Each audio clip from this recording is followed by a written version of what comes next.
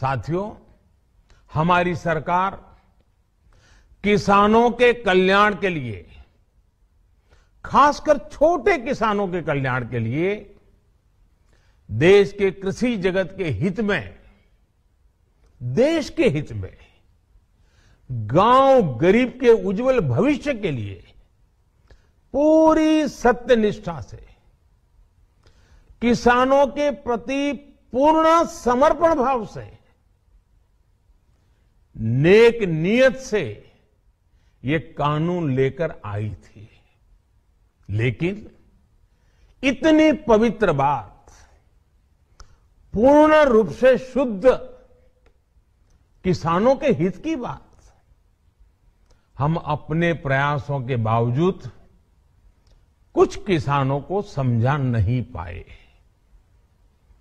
भले ही किसानों का एक वर्ग ही विरोध कर रहा था, लेकिन फिर भी ये हमारे लिए महत्वपूर्ण था। कृषि अर्थशास्त्रियों ने, वैज्ञानिकों ने, प्रगतिशील किसानों ने भी उन्हें कृषि कानूनों के महत्व को समझाने का भरपूर प्रयास भी किया। हम पूरी विनम्रता से, खुले मन से उन्हें समझाते रहे। अनेक माध्यमों से व्यक्तिगत और सामूहिक बातचीत भी लगातार होती रही। हमने किसानों की बातों को, उनके तर्क को समझने में भी कोई कोर कसर बाकी नहीं छोड़ी। कानून के जिन प्रावधानों पर उन्हें ऐतराज था, सरकार उन्हें बदलने के लिए भी तैयार हो गई। 2 साल तक हमने इन कानूनों को सस्पेंड करने का भी प्रस्ताव दिया। इसी दौरान ये विषय माननीय सर्वोच्च न्यायालय के पास भी चला गया।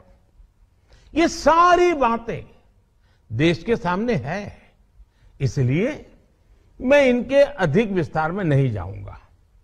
साथियों, मैं आज देशवासियों से क्षमा मांगते हुए सच्चे मन से और पवित्र हृदय से कहना चाहता हूं कि शायद हमारी तपस्या में ही कोई कमी रही होगी, जिसके कारण दिए के प्रकाश जैसा सत्य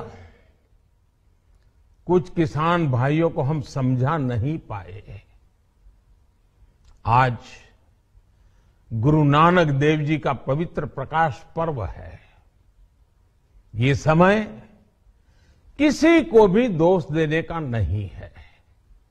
आज मैं आपको, पूरे देश को ये बताने आया हूं कि हमने 3 कृषि कानूनों को वापस लेने का, रिपील करने का निर्णय लिया है।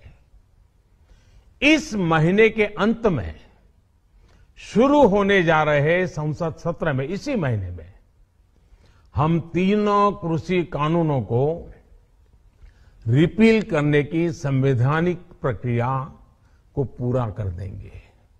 साथियों, मैं आज अपने सभी आंदोलनरत किसान साथियों से आग्रह कर रहा हूं, आज गुरु पर्व का पवित्र दिन है।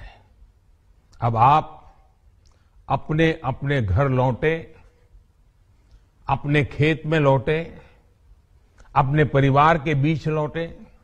आइए एक नई शुरुआत करते हैं, नए सिरे से आगे बढ़ते हैं।